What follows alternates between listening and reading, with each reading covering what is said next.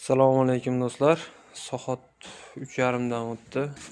Hozir polniy laminatlar kesilib olindi, olib kelib joylab qo'yildi. Tekstoletni mramor svetidan olindi. 480 minaga 3 metrlik. Xullas, общий 4 ta laminat ketdi. 77 metr kronka bosildi. 4 ta laminat kesilishi, kronka bosilishi, kiyimi olingan narsalar bu qo'shib turadigan ekan. Manosini o'zini 312 mingga olindi. Mo'ykani o'zini 312 ming.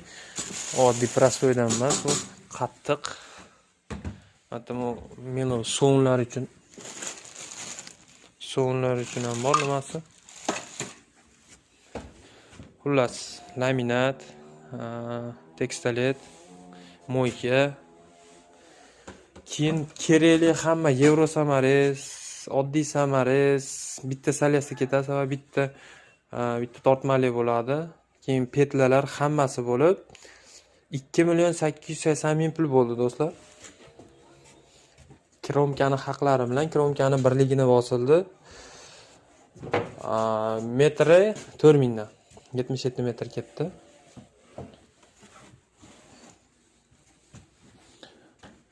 $490.000 tekstolet mramor svet.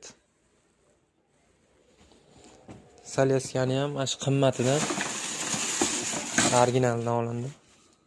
40lik. Bizni tortmamiz 45. Xullas, tortganda tortma oxirigacha ochiladi. 35lik, 30lik bor ekan, ular yarimidan o'tib to'xtaydigan ekan. Men bir yo'l oxirigacha ochilsin deb 40ligidan oldim.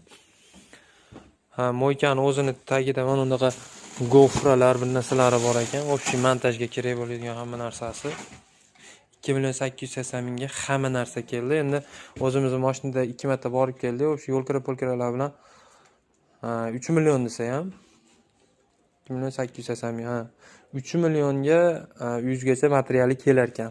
Agar o'zingiz o'lchab nima qilsangiz, bizni uyda razmeri taqqan razmeri bo'lsa, xuddi o'shanday laminat kestirib, xuddi o'shanday fason qilmoqchi bo'lsangiz, xuddi shunday bo'lar ekan. Keyin yana nima demoqchiman? Eshiklarni akrel qilmoqchi edik. Akreldan ko'ra akrel og'ir bo'lib ketadi, ishlashi ham jicha. Bu laminatdan ko'ra kamroq bo'ladi petlalarini ishlashi. Sababi og'irligi uchun ochilib yopilaverganda ularga nagruska keladi.